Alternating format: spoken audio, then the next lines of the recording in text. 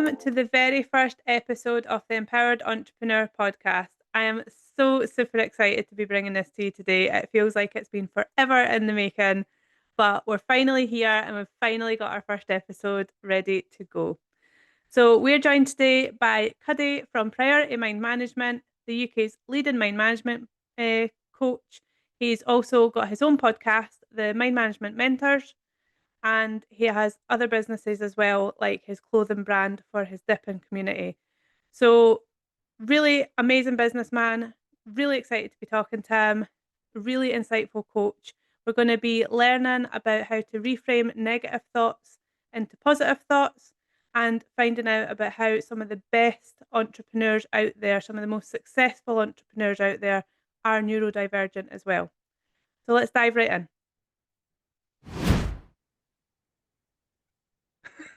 Cut that bit out. Why? Don't cut it out.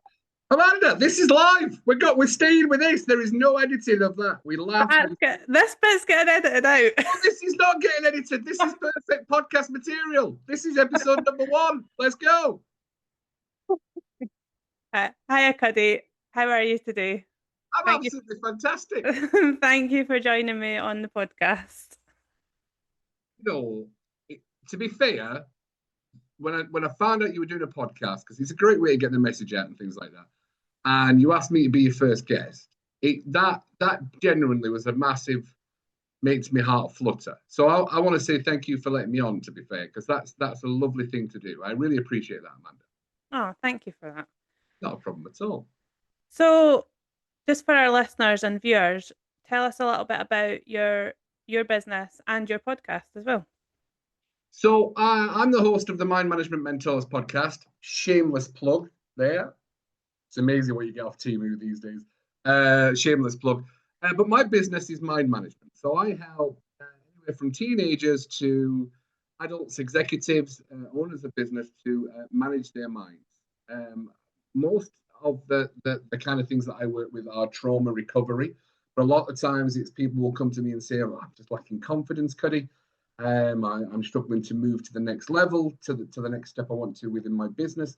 So we just find out where in the mind, in the subconscious mind, those blocks are. And it'll be something from childhood. It could be a trauma. Sometimes it's not perceived as a trauma, but it'll be something that's just stuck with us for a long time. And it stops us moving forward without us even realizing it, to be fair. Okay.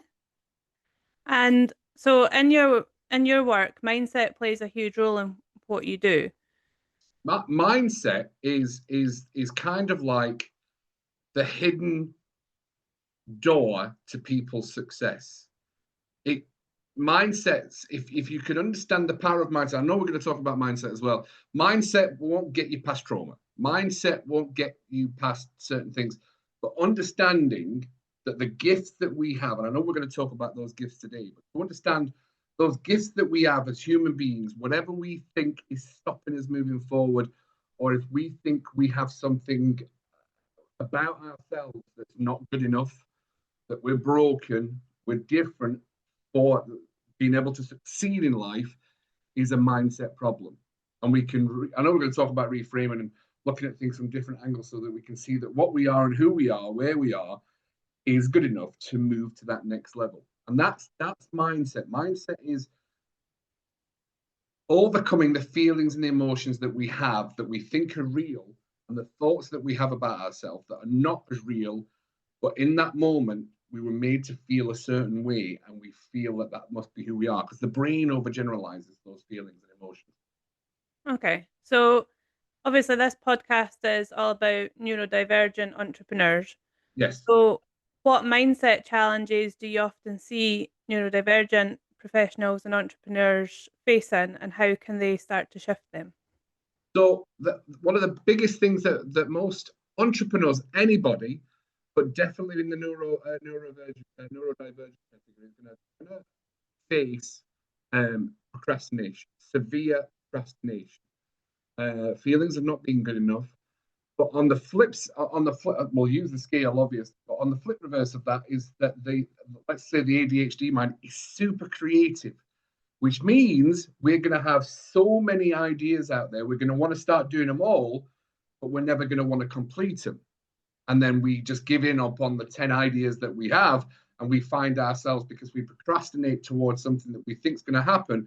So we procrastinate, so we don't get anything done. So you're stuck in a seesaw of, I've got these 10 great ideas, stuck on that seesaw, right, I'll try and get one done. Oh, but I want to start on this. Oh, but I want to start on this. Yeah. What would this be a great idea?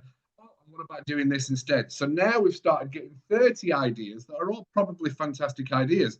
Mm-hmm. But we struggle sometimes to get that one thing done, or complete one thing really good, or professionally, or as well as it can be, and it stops us actually getting that dopamine hit, actually, which we were looking for, of completion. So one of the best ways that we can have is we're chasing that dopamine high sometimes. Is we try, and I've worked with business owners that are absolutely like this, is we are so dopamine focused that unless there's a dopamine kick, we might not go towards something, and we can stay heading nowhere. So that's why procrastination comes in, because at the end of the day, we'll get hyper focused in that one moment, and then we'll get it all done. So we'll get that pressure we put on ourselves to get something completed. Maybe we knew we had a task that needed to be completed a month ago. Yeah. Deadline's not until tomorrow. The ADHD mind will sometimes think, right, I'll start at midnight when I know the review's got to be done at 7 o'clock in the morning. And you'll spend all night getting it done, hyper focused, deep diving, getting in, get the dopamine kick. But from like the 3 weeks, 3.5 weeks before, we've procrastinated from now. Yeah. That's kind of the challenges that we have and that we work with, is that procrastination and having too many ideas. And it's a very common entrepreneurial flaw, if you like, or a different way of looking at things, to be fair. Mm-hmm. So how do you help people shift away from procrastinating all the time? So if you're help with that? Yeah, absolutely. So if anybody is procrastinating an awful lot, there's a fear of not being good enough. So if you're moving away from a fear, you're not going to get dopamine. The dopamine doesn't kick in until you've ticked off a challenge, completed something. But because of the ADHD brain, there's going to be a lack of dopamine. So we don't head towards something to get that dopamine kick for ticking off an exercise. It comes too late. So there's that lack of urgency sometimes. But it's perceived personally as a procrastination of not doing things. But it will come from fear. So you want to start creating a powerful dopamine kick to get those smaller challenges completed, get that dopamine hit to the brain quicker, which again is from completing tasks, and then start feeding and stacking on that. So you keep moving forward and keep moving through the list of challenges, or the creative parts of the business that you have and want to do. So that's how you would want to look at changing how you get the dopamine hit completing your tasks. Okay, I might need you to talk to my son about that. How old is your son now? He's coming up for 8. So, and what's your son's name again? Nathaniel. So Nathaniel, I've met him, absolutely fantastic. He looks like a little kid from one of the movies years ago. Stuart Little. That's the one he looks like. Not the mouse, the little kid that was in Stuart. Yeah. He's got glasses and the hair, absolutely, yeah. So the biggest common thing, now you're well versed in neurodiversity, so you understand that the labels most people are put on will be a perception of somebody else. So if somebody didn't know Nathaniel, or Nathaniel's parents weren't neurodiverse understanding, they would start saying, oh, Nathaniel, why are you so lazy? Yeah. Nathaniel, you're just so lazy all of the time. So Nathaniel's going to be taking that going, oh, I'm lazy. And then what's the next label that comes after lazy? Oh, well, I must be stupid. Oh, well, I'm just not good enough. I don't want to do these things. But the brain is wired differently. So you have to start playing. So there was one gentleman, and I remember working with one. It was in cold water. We do a lot of cold water, and a teenager came with us, and I noticed straight away that there was a slight. I believe he's on the spectrum of autism a little bit. So they are quite challenging. So if you're on the autism spectrum, you like to challenge things, and you challenge authority. There's a part of that for both. So if you are told to do something, there's a big kind of pushback to I don't want to be told to do anything. So I noticed when we were in the water and we needed to get him out, he was starting to shiver and shit, and I was like, it's time to get out of the water. Nah, and the quick response was, nah, I'll get out of the water whenever I want. I went, oh, you're absolutely right. It was just that split moment. I went, I bet you £1 I can get out of the water quicker than you. What? I said, I bet you £1 I can get out of the water quicker than you. We'll make it a race. All right, I'll do that for £1. So we ran out of the water. But he took it as a challenge. It wasn't an authoritarian thing. And the carer that was with him was like, how did you know how to do that? We've been trying to get you to do this. Somebody's challenging somebody when you've been told to do something. And you want to get them moving, is you set them a competition and you kind of challenge them to, you can't do this. Because they'll automatically kick into, oh, I'll do it. Yeah, yeah. I'll prove you wrong as well. Absolutely, I'll prove you wrong. So let's use Nathaniel for the bedroom cleaning. You could make it into Nathaniel. I don't think you can clean your room in less than 45 minutes. It's just not possible. All right. Oh, and if you can, you get £1 for it. What do you mean? If you're telling somebody on the spectrum what to do, make it into a challenge. And yeah, it's a bit like what I do with the kids in the car. When I want them to be quiet, we play the quiet game. Right. So if you told them to be quiet, they'll sit there going, nah, I'm not going to be quiet. Yeah. No, I'm going to talk the whole way home. But when you turn it into a game and a challenge, because honestly, that's literally the goal of the game, especially with kids. And I work with a lot of parents who've got kids, and they always like, you won't do anything. I'm like, all right, let's find out what it is. So we turn it into a game. Because if you are on the autistic, if you're on the autism spectrum and you're under the autistic side, you have that defiance in you. So they'll not listen to you, but you make it into a challenge, they'll prove you wrong. And that's a really powerful reframe to anything. But just remember of the labels and the things that you say to your kids will start taking kids and adults are like sponges. We take in the labels. So my mum, and I've never self-diagnosed. I wouldn't say that I'm on the neurodivergent spectrum, but I also know that I do procrastinate. I am all over the place with 1,001 ideas. Yeah. So I have to stick to 3. Just for me personally, I have to stick to the power of 3. Finish 3, then move on to the next one. Finish 3, then move on to the next one. Yeah, that makes a lot of sense. Yeah. And it makes a lot of sense what you're saying there, because my son's ADHD, but when they were going through the diagnosis process, they saw a little bit of autism there, but just to monitor as he grows up. So it makes a lot of sense with the, not wanting to do something when you're told. Absolutely. And that's a defiance thing, especially defiance in kids.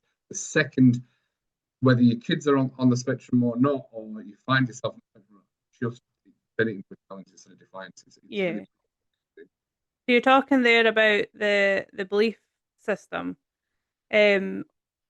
What limiting beliefs tend to show up for neurodivergent clients, and how do you help them reframe them? So the limiting belief, now there's much more awareness of neurodiverse. So people are starting to understand, and I'm all, because it's the first podcast that we're doing together, you're doing, and the self-diagnosis can be a big challenge in the neurodivergent world, because there's big waiting lists sometimes for getting the assessment. But most things that pop up is if you felt that you are always different and that you something I can't do that somebody else is going to do, we become distant, we become excluded from things. And this is this is the game of tennis, this is the mind tennis that we have to play. A lot of the times, the diagnosis isn't a self-affirming, I knew there was something different about me. Yeah. Which is a powerful thing, and that's a really good thing. But if you've been forever sitting there thinking internally, quietly, what's wrong with me? Why can't I do the things that they can do? Why do I not laugh at this point? Why don't have any emotions? Why am I at a funeral and not crying? Because you have a different way of feeling and understanding emotion. So that becomes a belief system of what's wrong with me. Okay. Am I broken? Do I need fixing? Mhm. And that's a really common. So the belief systems that we have come from our experiences through life. And a lot of people, whether you are neurodivergent or not neurodivergent, will automatically think that there's something different or wrong with them. Yeah. And that's the limiting belief. Because then we start, if you put that filter in your glasses, Mm-hmm. something wrong with me, now you start seeing the world through this perspective. And there's this emotional filter of, I'm broken, there's something wrong. And then, but that's why the assessments are quite powerful for a lot of people. Like, oh, I knew there was something Yeah. different. Now I understand. It's when you start using that label or a tag, because it does become part of your identity. Mm-hmm. So we can listen. We'll talk about this as well, but we can listen to people's language. They'll say, "Oh, I can't do this because I am ADHD," and that's an identity thing because ADHD. There's a lot of superpowers from it, to be fair, and if you know how to manage it and use it correctly, and that's the thing, because I know that's going to be the next question, so I don't want to jump too far into the questions in all fairness. But understanding that reframe of you are different, but there's so many great gifts that come with that. And that's going to be something that's going to be really powerful for somebody. That's the belief systems we have. And if you've got them in your filter, in your glasses, Mm-hmm. you will see the world through that filter. And that belief system, something that we can't see, can't touch, but we feel really can be quite hard to break down sometimes. And belief is a really, really powerful thing. And that's why people work with mind management coaches, parents do, kids do, Mm-hmm. because we can help people break down the belief system. And one of the best ways that I've seen this done, and it's one of my favorite TV programs, I watch it all the time when it pops up. It's Love on the Spectrum on Netflix. Oh, I've not actually seen that. How dare you? How how can we even be friends anymore? I'll have to watch it. My God, because there's certain sentence structures that a lot of them speak and say, and it's not something that they're ashamed of, they can't do. They're like, oh, I've got this, now I can do this. And they are absolutely, they've been coached by some of the greatest mindset coaches in the business. I can tell you that because I've seen the way that they act. They turn up in the world and they speak. And that language structure helps them understand why they're different, what they can do with it. They start creating a stronger belief system. And one of the most powerful is they don't become a victim of who they are. Mm-hmm. They become empowered. So they've switched from victim mindset to growth mindset. Yeah. And even though they'll struggle with people on especially down the autistic side of the spectrum, will struggle with understanding emotions of how they feel and be able to communicate that. And that often shows up in the world as emotional outbursts, breaking things, anger and frustration that just like festers and keeps going for a long time. Actually, once you've worked with a mind management coach, mindset coach, you'll start understanding that these challenges can become part of your growth. And that's why mindset is one of the most powerful tools that anybody can have and use with them to help them reframe what they think they are to what they can do. And Yeah. that's a different mindset. That's a massive mindset shift. How can I Yeah. not watch Love on the Spectrum? I don't know. I saw it advertising and I just never got around to watching it. I will watch They're amazing. They it. are absolutely. It's my wife won't watch it. She's like, oh, because I do cry at every episode because I get so emotionally happy when I've watched them and I'm like, just No, one. I will give it a watch, to be fair. It's just one that's Oh, on the radar. Um, that's one of the reasons with my son and daughter why like I'm wanting that like my daughter's on the waiting list to be diagnosed with autism. yeah, And with my son ended up going private with him for the ADHD diagnosis because he would have been almost in high school before they got round to doing yeah, anything about it. And one of the things I wanted was to be able to make sure I'm helping them in the right way when I'm teaching them. So yeah. if I'm teaching it a way that they can't take it in, I don't really want to be doing that. So although the label isn't the important part. It's more so then I can access support to help them in the right ways, you know. Yes. And what they do with that label can absolutely make or break. Yeah. And there my son certainly he watches so he sits with me when I'm watching A Good Doctor. Don't know if you've ever watched that. Right? No. Autistic surgeon. Oh, is that the guy from Psycho? I think so. It is, yeah. He was Norman Yeah. Bates. Yes. My wife watches So that, yeah. yeah, so I rewatch it because I just like it. It's sort of background noise for me. He's started coming and sitting watching it with me, and he knows that the doctor Sean on it's autistic, and he's starting to ask what's autism. So I'm then able to explain it a bit to him and say, so this is like what your sister has. So he's starting to sort of take an interest and understand it. So That's amazing. yeah, so that's really good. I wish there was more programs about his condition. There is, you've just not watched it. Yeah, I'll go researching them because if starting to get curious, then it would be good to have him watch some. I think he likes watching the surgeries on The Good Doctor. Right. He likes playing with his doctor's kit a lot. So I don't know, that might spark something that we'll have an ADHD surgeon. I just thought about doctors and nurses, and that's got a completely different connotation of what I used to play when I was younger. So my mind went right off the deep end. Oh, so taking us on to our next bit, if someone's feeling overwhelmed or stuck in a negative mindset loop, because obviously that can happen, it happens to all of us. Yeah. What's one tool or technique that you would recommend to help them refocus? Okay, so I often use this analogy for a lot of people, neurodivergent, non-neurodivergent. It's a powerful tool. That we're constantly playing movies in our mind. So the conversations that we have, and when we get stuck in those negative thought loops, it's an internal conversation that we have. And unless you're Stephen King, who's a fantastic horror writer, he's channeled clearly his very scary mind into a beautiful long list of literary horror amazing movies. Yeah. Now, it's a really we say it's a really simple concept. First of all, that's where self-awareness comes in. So understanding and catching ourselves in that negative thought loop, which is loud, which is negative, which is I can't do this, I can't do this, I'm always angry and I'm always frustrated.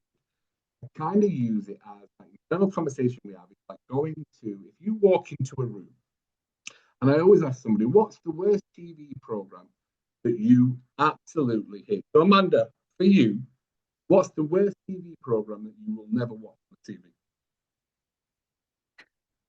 Oh, people probably come for me with this. Anything with Davina McCall in it. Anything with Demi. What's Davina McCall done wrong to I you? don't know. I just don't like her. I just don't seem to like her. I don't know. I don't know what it is. Please So don't come for me, let's say people. that the £1,000,000 drop, right? You don't like the £1,000,000 drop. No. No. The £1,000,000 drop, you walk into a room and the £1,000,000 drops on.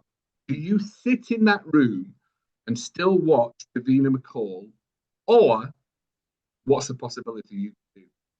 I would go and find something else to do. Like, Would you change the channel? if that was an option, yeah.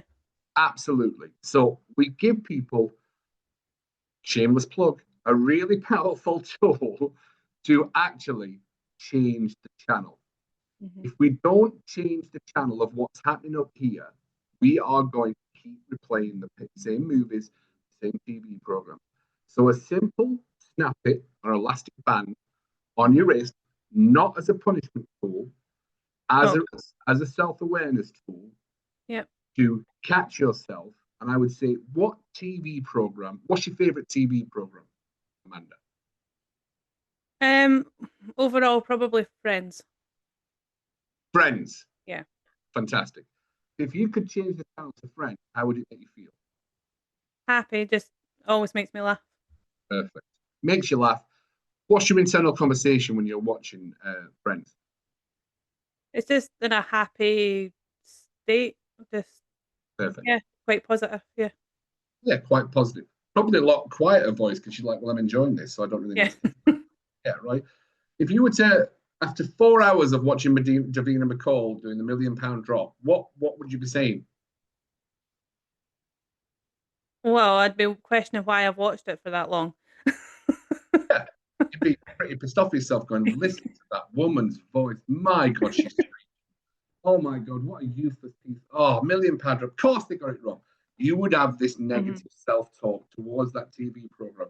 You would be getting more frustrated. You would be getting angrier. You would be getting overwhelmed. And you just going, God, when is this shit going to stop? Right?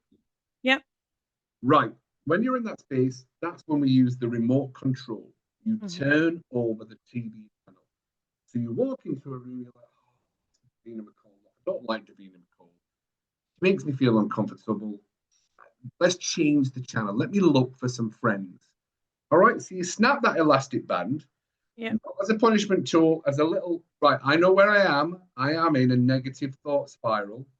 Let me start thinking about something that I like, I love, and I'm going to enjoy. Yeah, it just helps take you out of that. It helps you. It's basically remote control. That's exactly what it is. A remote control of you don't need an elastic band. You could do it as a little touch of your thumb or a touch of your finger, or a really powerful one is actually just rubbing your thumb and forefinger. And that sensation lets you know, believe it or not, your brain's taking in that sensation and you can associate something happy, something positive, something good. So that just by not even looking at it doing that, your brain's already taking it and going, oh, there's that feeling that I really like. And that's a really powerful stemming tool for people as well. Yeah, I mean, well, I've got one of the bands. I've not actually got on today because I'm just back for holiday. I don't feel like I need it right. Kids had the band, right? Yeah, they love their bands. Why do they like the bands? They like the wording on them. So for Anastasia, for example, when she's at soft play, she sometimes struggles going down really high slides. Yeah. So there's one at one of the soft plays they go to where there's sort of an opening at the top. So in theory, if kids aren't careful, they could fall. Yeah. So hers is I'm calm, I'm safe, I'm well. So she says that over and over again until she gets courage to go down the slide. Yeah. So that really helped her. That has helped her go down the slide. So Nathaniel just I think likes being cool like his mum. If you could class me as cool. How nice is that he classes you as cool? That's fantastic. He does the now. I'll take that because he'll be a teenager one day and won't. How old's Nathaniel now? He's just about 8. 8. All right. Okay. When did they got the second? Is it 11? 12. 12. But we held them back a year for going to primary school, so they'll be slightly behind. So they'll be sort of the older age group of primary 7. Right. Perfect. Yeah. Fantastic. Good stuff. Yeah. So I'm just looking at my wee notes here. It's okay. What's one inspiring sort of success story that you've got that you can share about someone that's maybe been that is neurodivergent that you've helped? So I use this as an example, and I wish I could say I'd worked with him, but I haven't. Okay. So I want to use this as an example. And anybody can watch this. You can go on Google or watch on YouTube anything by Tom Stoltman. Now, if you don't know who Tom Stoltman is the world's strongest man. He's won 2 world titles, come second over the past 4 years. So he's like the world, and he always says, because he's fully autistic, he always says, I win because I'm autistic. It's my superpower. Okay. He now uses his traits of autism to empower him to be the world's strongest man. And his story is he wouldn't go to the gym, but he went into the gym, he was too scared. And it was all because of the internal conversation of creating those conversations of what people think about him, what they think about him. And it was him and his brother started training together. And because he got so focused into into strongman, he went on with mindset and went to win World's Strongest Man. And I think Tom Stoltman is the shining example of growth mindset and how you can use those neurodiversities to understand that they are and can empower you on to be who you want to be. Oh, that's really good. I have to go and look him up because World's Strongest Man. I've heard of him, but I've not. Yeah, you're Like, going to question why we're friends again, aren't you? it's like you don't even know me, to be fair.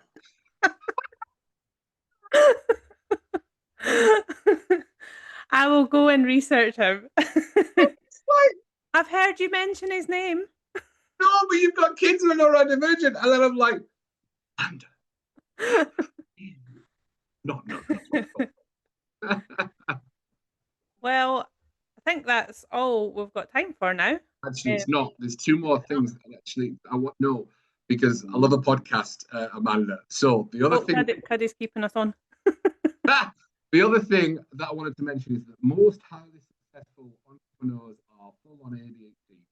Richard Branson and Stephen Bartlett are full ADHD, and look at how they are in the world today. Rich, multimillionaires, totally fantastic, and that's a really powerful mindset switch for people as well. Yeah, absolutely. They're examples of how you can use it to, become multimillionaire. Absolutely. And your last question, I know you've got one more question on your list of questions because I just read them before we came to the podcast. Have I? Yep. You've got me question. Oh, yeah. Okay. Oh, there it is. I put my cue cards down. It's all right. I did my prep before the podcast. And I didn't, everyone. What's one word that comes to mind when you think about neurodiversity? Gifted. Okay, that's very good. That's a good one to end on. Thank you for reminding me. Right, so that really is all we have time for this week. And thank you so much, Cuddy, for joining me. And thank you, everyone, for tuning in. I'll see you next time on The Empowered Entrepreneur. What I will say before you do sign off is thank you so much for having me on the podcast. And if you've liked the content and everything that you've enjoyed in this podcast, like and subscribe and follow on for the rest of the podcast that's coming up. They're going to be some amazing conversations with your fabulous host, Amanda Gillespie. Thank you very much, Cuddy.